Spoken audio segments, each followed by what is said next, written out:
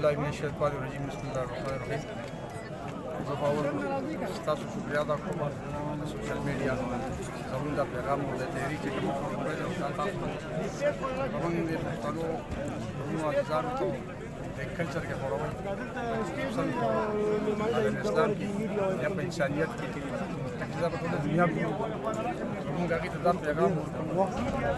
دې خبرو په پیغام ورکوو د امن او د سکون او د سوکالۍ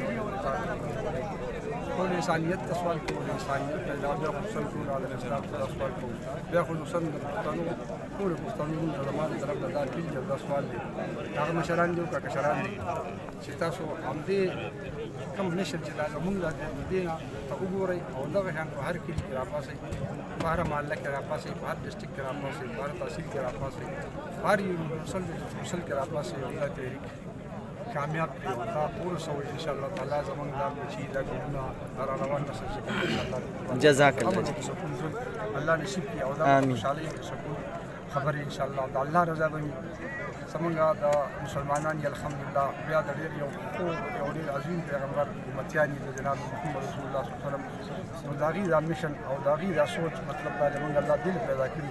او هغې زموږ لپاره همدې سوچ د رالیږلي دي دنیا ته دنیا پته نه لګي چې ژوند څومره دی او که یو ښه پیغام موږ پیش کړو قوم ته نو الله تعالی به د هغې ښه اجر موږ له راکړي جزاک الله سوال ډېر زیات دي د انتظامیې زه انتهایي مشکور او شکرګزار یم هغه د ډسټرکټ پولیس افیسر نه راواله تر د ساچور پورې تاسو ما ته وکړي زه د خپلې تاڼې د جبر تانه جبر خاص کر د سپۍ نه حواله تر شیرچو د شیرچو د مرزا او د چوکۍ د انچارج لکه زه انتهایي مشکور یم خپل ځاني ما سره چې څومره هیلپ کوي نو زه هغې ته سلام پېښوم.